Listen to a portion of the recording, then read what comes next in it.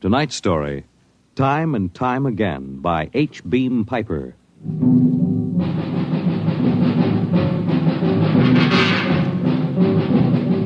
It happened during a routine skirmish in the Great War.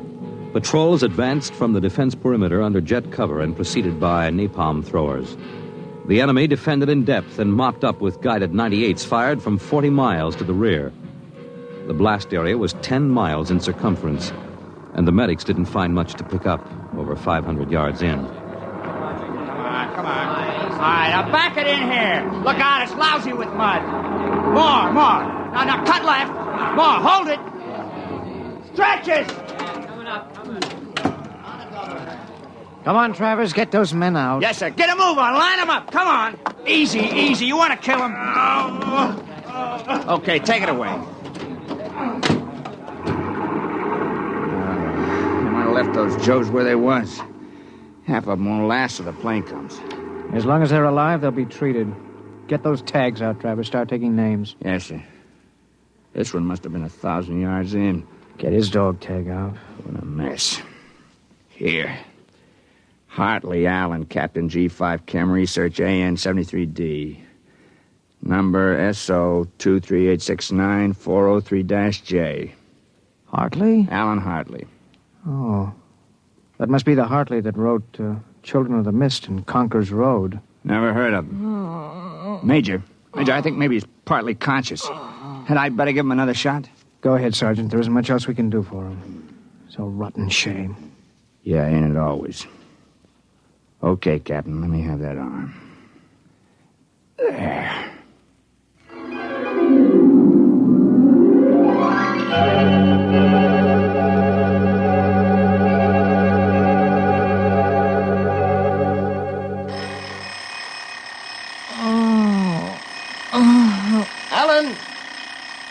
Alan!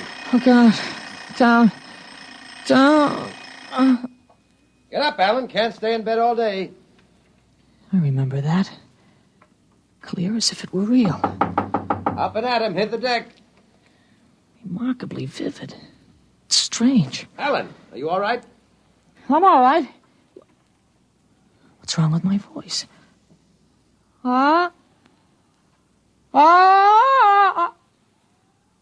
It's too high. What are you doing? Practicing singing? My voice has changed. Is that all? You're growing up. Happy birthday. Happy birthday. Hey, wake up, son. Wake up. I am awake. It's impossible. I am awake. Well, the way you slept through that alarm, I'd say it was impossible. Come on, out of bed. I don't understand. You went to bed at a decent hour. You could wake up the next morning. Come on, son. Breakfast waiting. Out of bed or I'll turn it over. All right. It's a dream. Maybe, but you're wide awake now. I am. I'm awake. Well, half awake anyway. That's the bell at St. Boniface, isn't it? What day is it? Are you kidding? You forget today's your birthday? No, I didn't forget. Neither did I. Here, son. Happy 13th birthday. You won't guess what's in here. A rifle. A light .22 rifle. Oh, now how did you know that? I remembered. Did I spill the beans sometime? Oh, I could have sworn it would be a surprise. Well, go on. Open it.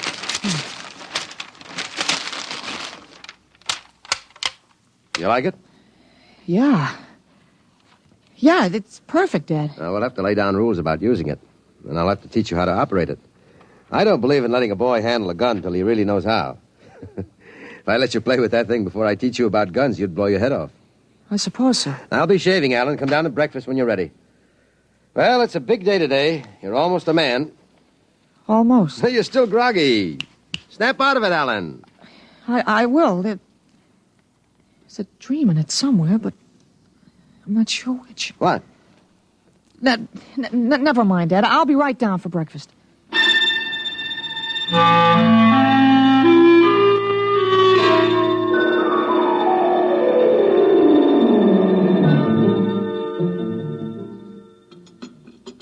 What you going to do today, son?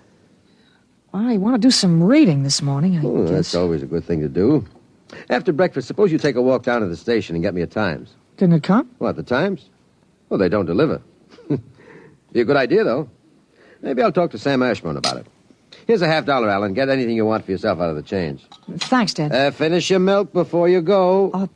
Sure, Dad. Thanks for the money. You're big enough to handle it now. Hurry back. I'd like to finish the crossword puzzle before lunch.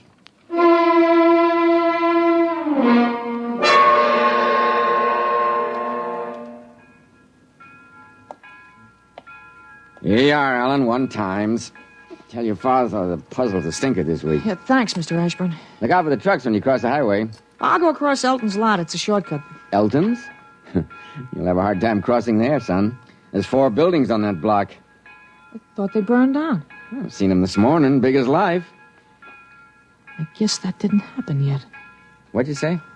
Nothing, Mr. Ashburn. I was just muttering. My days, youngsters talked up. Yes, sir. Bye, Mr. Ashburn.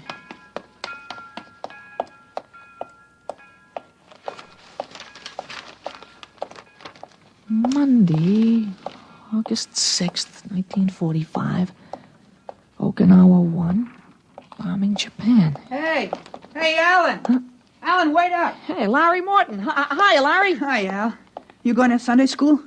No, I have some things I want to do at home. Oh, get him. Fancy pants talk. Things I want to do at home. Oh, go chase yourself around the block. Go jump in a garbage can. Go take a flying jet to the moon. Hey, that's a new one. Flying jet to the moon. You thought up a new one, Al. Yeah. I wish I could stay home from Sunday school when I wanted to. How about us going swimming at the canoe club after? Oh, I wish I could. I gotta stay home. We're expecting company. A couple of aunts of mine. Dad wants me to stay home when they come. Aunts are a pain. Nothing I can do. You see the football movie at the Grand? Boy, what a team. Notre Dame. I thought you'd like Cornell. Cornell. Huh. They couldn't beat Vassar. Well, you're gonna go to Cornell, aren't you? Me, Cornell? Fat chance. I'll bet you do. I wouldn't take your money. Well, I know you wouldn't, but you'll go to Cornell, all right. Cornell. Far above Cayuga's waters, there's an awful smell. Just the same, you'll go to Cornell. Hey, Larry, I gotta go. Well, so long, Al. I'll see you. So long, Larry. See you.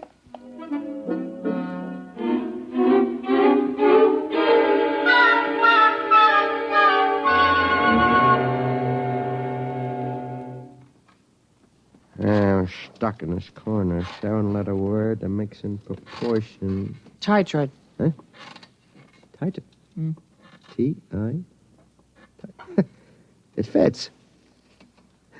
Now, how did you know that, Alan? That? I read it somewhere, I guess. Oh. What you reading now? Tarzan again? No, not Tarzan. It's refreshing to see you with a book. Sometimes I think I ought to forbid comic books in the house. Yeah, they must be raising the devil with those bombing raids in Japan. How long do you think the war in Japan will last, Dad? Oh? I'd say to the middle of 1946. They'll have to invade those islands foot by foot. I don't think so, Dad.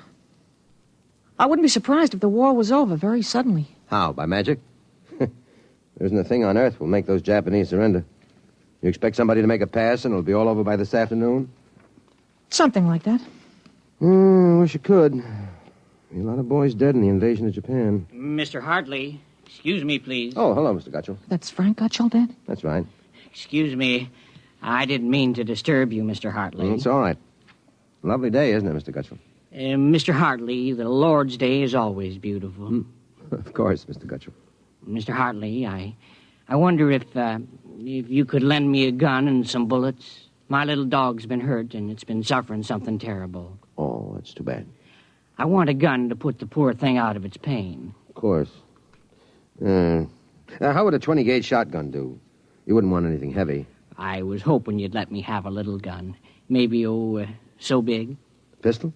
So I could put it in my pocket. It wouldn't look right to carry a hunting gun on the Lord's Day, and people wouldn't understand that it was for a work of mercy. Of course, I understand. You're a very religious man. The whole world is evil, Mr. Hartley. Yeah, sometimes it certainly looks like it. Well, I have a Colt 38 Special from the auxiliary police outfit. Well, that's fine. Now, you've got to bring it right back, Mr. Gutchell. I might be called out. Now, you'll have to promise to get it right back. Dad, wait a minute. I just remembered. Remembered what? Well, aren't there some cartridges left for the Luger? Then you wouldn't be without the Colt. That's right. I have got a German automatic I could let you have. That way I wouldn't get stuck. You'd have to return it promptly, though. Oh, wait, Dad, I'll get it. I know where the cartridge is. Be careful, son. Well, Mr. Gutschel, it sure turned out nice after all that.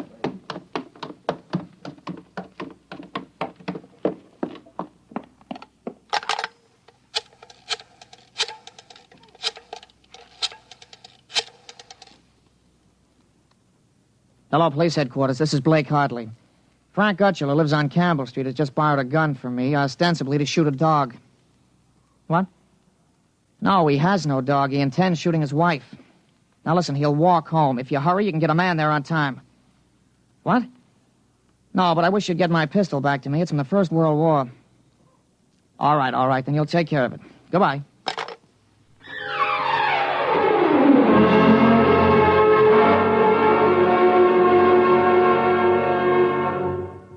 There you are. What kept you, Alan? Well, I couldn't find the cartridges at first. I'll show Mr. Gutschel how it works. It's all loaded, ready to shoot. This is the safety. Just push it forward and up. There are 8 shots in it. Did you load the chamber, Ellen? Sure, it's on safe now. You understand how it works, Mr. Gutschel? Oh, yes, I understand. Thank you, Mr. Hartley. Thank you, Sonny. Goodbye. Goodbye, Mr. Gutschel. Return the gun when you're done. Yes, I'll be done with it soon. Goodbye. Alan, you shouldn't have loaded that gun. I guess it's all over now. I had to keep you from fooling with it. I didn't want you to see I took out the firing pin. You what? Gutschel didn't want that gun to shoot a dog. He's a fanatic. He sees visions, hears voices. The voices probably put him up to this. Well, I'll submit that any man who holds intimate conversations with disembodied spirits isn't to be trusted with a gun. What are you talking about? While I was at it, I called the police upstairs. I put a handkerchief over my mouth and told them I was you. You? Well, why did you have to do that? I couldn't have told them this is little Alan Hartley, 13 years old. And suppose he really wants to shoot a dog. What kind of a mess will I be in then? No mess. If I'm wrong, which I'm not, I'll take the rap for it. Dumb kid trick, you know. But if I'm right, you'll have to front for me. They give me a lot of cheap boy hero publicity, which I don't want. This is crazy, Alan. This is absolutely crazy. Maybe. We'll have the complete returns in 20 minutes.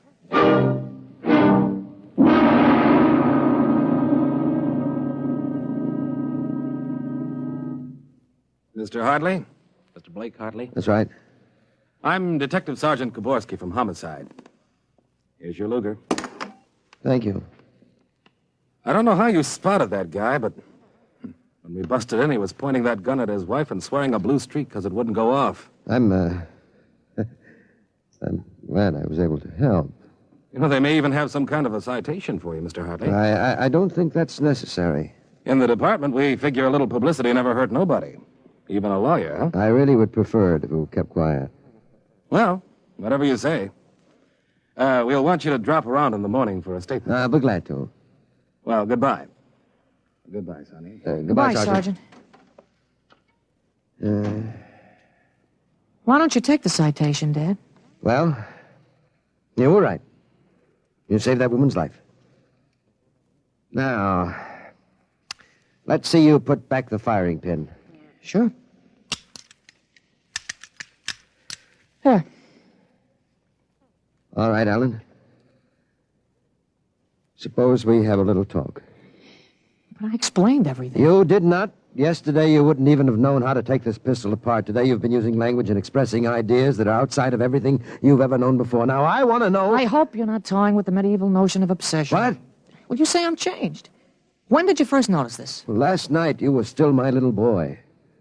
This morning, I don't know. You've been strange all day. There's been something... Alan, what's happened to you?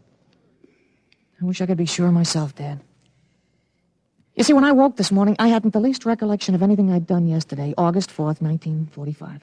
Oh, but that's serious. You don't know how serious. My last memory was lying on a stretcher, injured by a bomb explosion. I was 43 years old, and the year was 1975. 1975? Well, that's right. You'll be 43 in 1975, but a bomb? Yes, during the siege of Buffalo in the Third World War. I was a captain in G5, Scientific Warfare, General Staff. Buffalo? You mean Buffalo, New York? There'd been a transpolar invasion of Canada. I was sent to the front to check on service failures of a new lubricating oil. A week after I got there, Ottawa fell and the retreat started. We made a stand at Buffalo, and that was where I got it. I remember being picked up and getting a narcotic injection. The next thing I knew, I was in bed upstairs, and it was 1945 again. And I was back in my own 13-year-old body. Oh, Alan, you just had a nightmare to end all nightmares, that's all. I thought it might be that at first, but I rejected it. It won't fit the facts. But it's ridiculous, all this Battle of Buffalo stuff.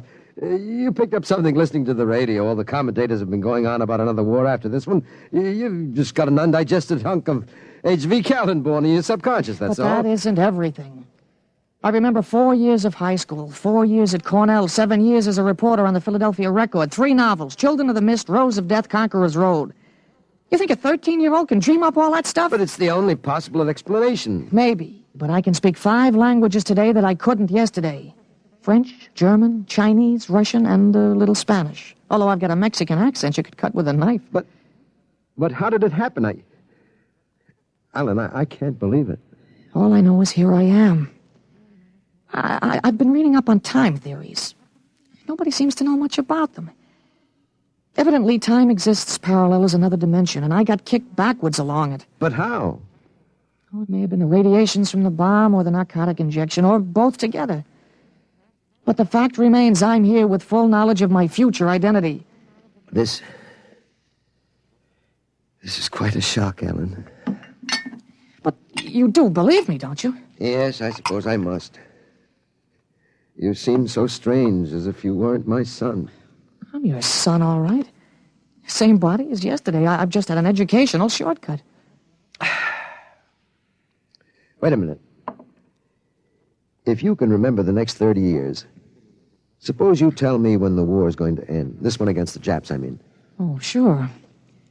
Well, the Japanese surrender will be announced at exactly 7:01 p.m. on August 14th. That's a week from Tuesday. From Tuesday? You better make sure we have plenty of grub in the house by then. Everything will be closed up tight till Thursday morning, even the restaurants. I remember we had nothing to eat in the house but some scraps. A week from Tuesday. And that's pretty sudden, isn't it? Not after today. What do you mean? What happened today? Oh, plenty. What time is it, Dad?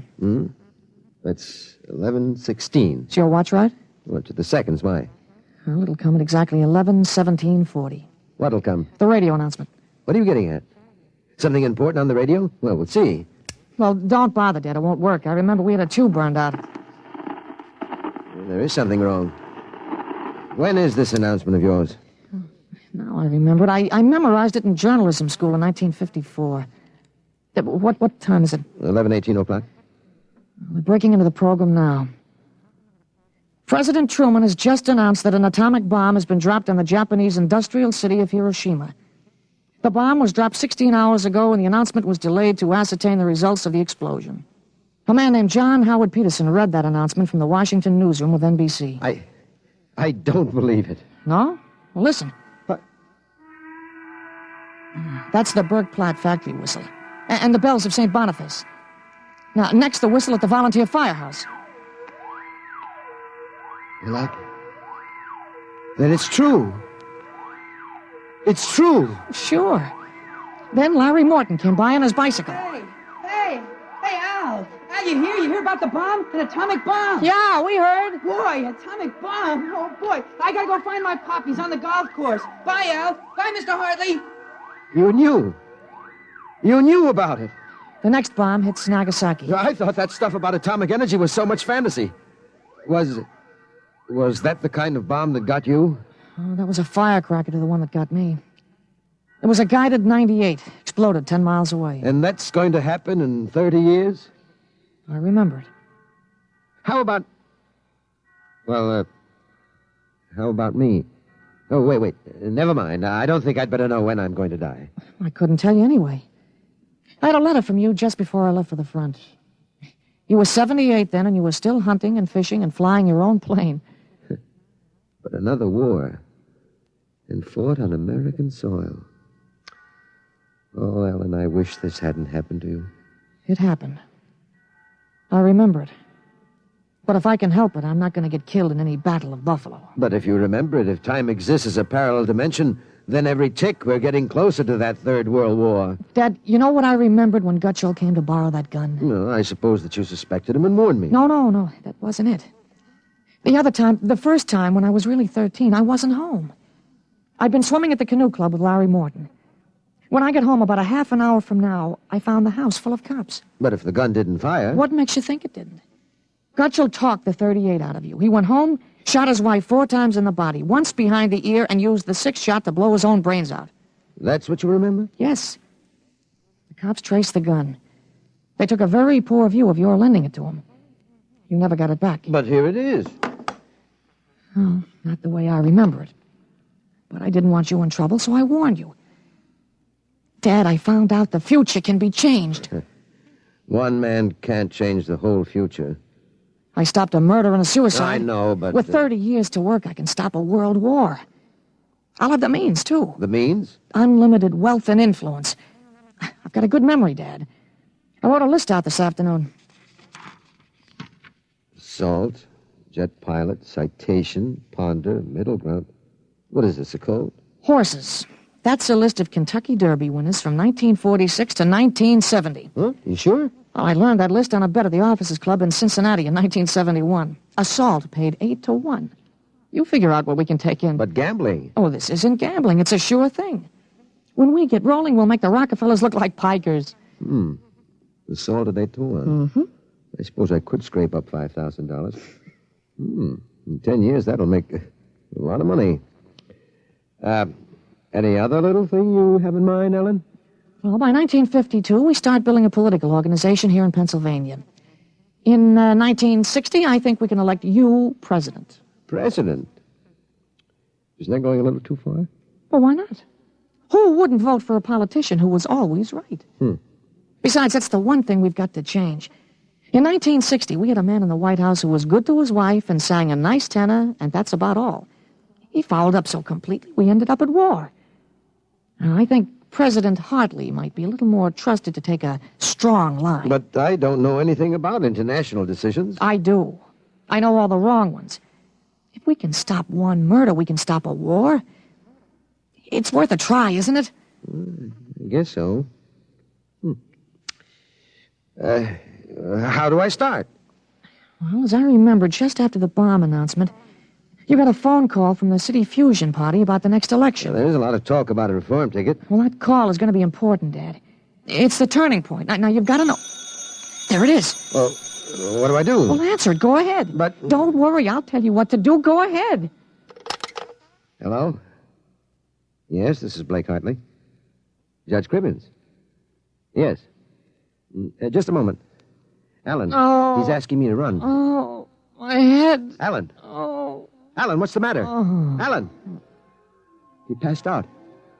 Alan, what do I do now? Alan, listen to me. Alan. Alan, what's the matter?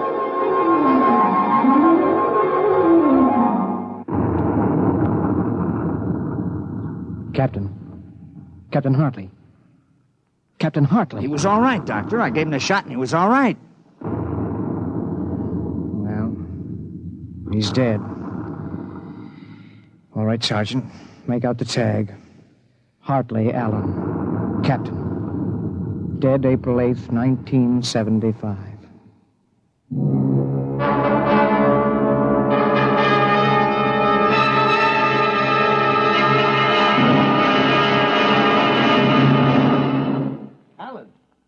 Alan, what happened? Alan! Alan, are you all right?